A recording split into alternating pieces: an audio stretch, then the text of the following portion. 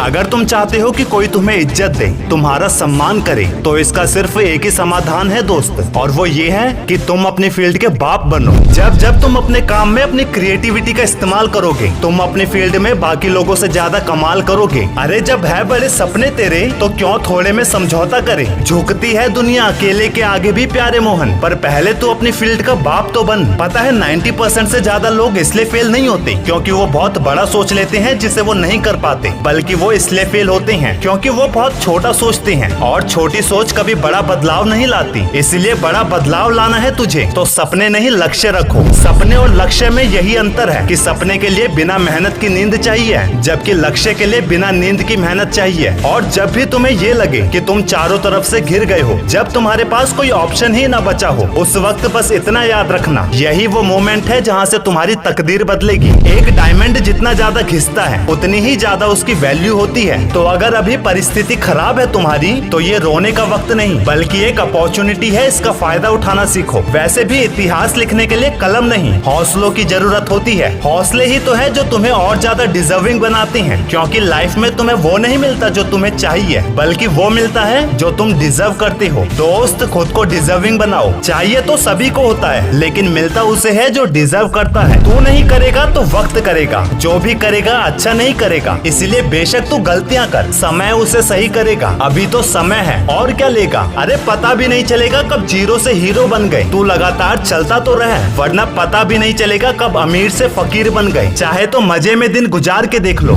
याद रखना दोस्त, जब तुम ये कहते हो कि आई कैन डू बेटर, तो ये तुम्हारी मेंटल कैपेबिलिटी को बढ़ा देता है। इससे तुम्हें काम करने में पॉजिटिविटी भी मिलती है। आई कैन डू बेटर बोलना तुम्हारे लिए फायदेमंद है। इसे हर काम करते समय जरूर बोला करो, और हर रोज उठकर अपने लिए एक टारगेट फिक्स करो। चाहे छोटा सा ही टारगेट फिक्स करो, लेकिन जरूरी ये है कि टारगेट होना चाहिए, और पूरा दिन उस टारगेट को अचीव करने में लगा दो। तुम्हारी लाइफ ऑटोमेटिकली चेंज होती चली जाएगी दोस्त। ये बड़े अफसोस की बात है, जब वक्त थोड़ा साथ नहीं देता तो लोग अपनी ही काबिलियत पर शक करने लगते हैं। पर अगर उसी काबिलियत का लगातार इस्तेमाल किया जाए तो वक्त भी बदल जाता है, जिसे लोग ऑब्जर्व नहीं करते। कारण उनका सारा ध्यान उस तरफ चला जाता है जो उनके पास नहीं है। और जिस वक्त तुम उस चीज की तरफ देखते हो जो तुम्हारे पास नहीं है, उस वक्त तुम्हारी किस्मत बुरी होती है। और जिस वक्त तुम उस चीज की तरफ देखते हो जो तुम्हारे पास है, उस मोमेंट तुम्हारी किस्मत अच्छी होती है। दोस्त, आंखें भी खोलनी पड़ती है उजाले के लिए। सिर्फ सूरज निकलने से अंधेरा दूर नहीं होता।